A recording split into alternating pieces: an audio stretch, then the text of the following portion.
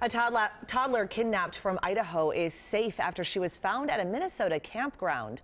A man called the Stearns County Sheriff's Office after getting suspicious about a group of people camping in Birch Lake State Campground near Melrose.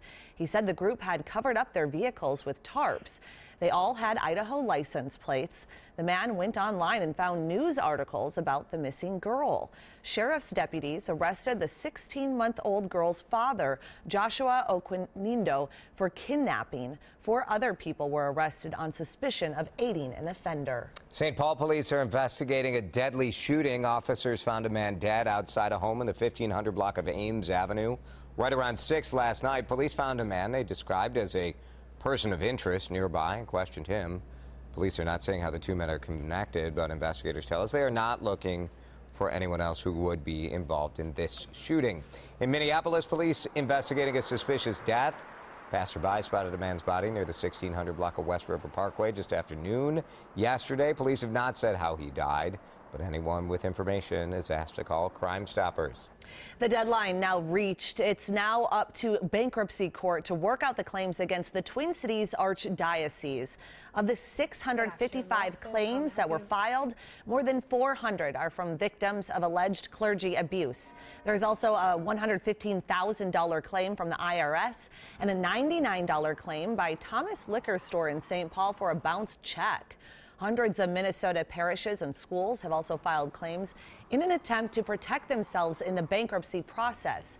An attorney for the Archdiocese says they could not comment on any particular claim at this time. The man suspected of shooting and killing a Memphis police officer at a traffic stop has turned himself in. Officials say 29-year-old Tremaine Wilborn surrendered last night following really an intense manhunt. Wilborn allegedly shot and killed Officer Sean Bolton Saturday night, and the officer unknowingly interrupted a drug deal. Authorities say that Wilborn was on supervised release for a bank robbery sentence at the time of the shooting. He will likely appear before a judge today on a first-degree murder charge. Delta Airlines says it will no longer ship certain big game trophies on its flights. The change comes in the wake of Cecil the lion's death. A Bloomington dentist is accused of illegally shooting the collared lion in Zimbabwe last month. Dr. Walter Palmer said he didn't know the lion was protected, and he relied on his hunting guides. Along with lions, Delta is also banning leopard, elephant, rhinoceros, and buffalo trophies. American and United Airlines are also imposing similar bans.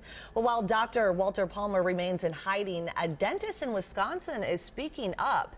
Dr. Matt Palmer has a very similar name. Unfortunately for him, not everyone does their homework before making vicious threats over the phone and social media. He's had to change his phone number and hopes to update to his Facebook page that will stop the messages. There's a lot of ignorant people, I think.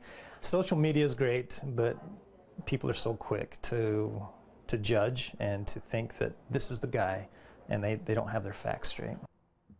Well, at least he's got a good attitude about it. Palmer says most of his patients and people in this area know and understand that he's not even a hunter, much less someone responsible for this. The ban now in effect. The wait begins to see if it helps restore the walleye population in Lake Mille Lacs. The DNR cut the season short because the walleye population in Minnesota's second largest lake is at a 30-year low. Something is killing the younger fish, whether it's bigger fish or warmer waters to blame. Closing the lake to walleye fishing is a crisis, of course, for resorts and businesses.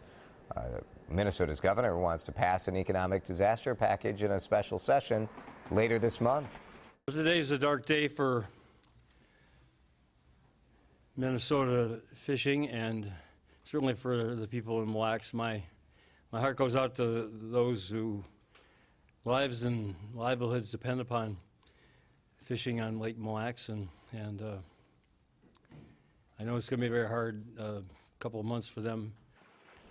Governor Mark Dayton wanted to remind people there's still plenty of other kinds of fish in the lake out there. He plans to go fishing there on Saturday for smallmouth bass and muskie. It's still a beautiful part of the state, a great place to go on vacation, whether you're fishing or not. But the reality is a lot of people go up there for walleye. Well, and it's not even during the summer months, but you got to think about ice fishing too in January. We don't know for those resorts. Yeah, we don't know what they'll do about walleye fishing during the winter.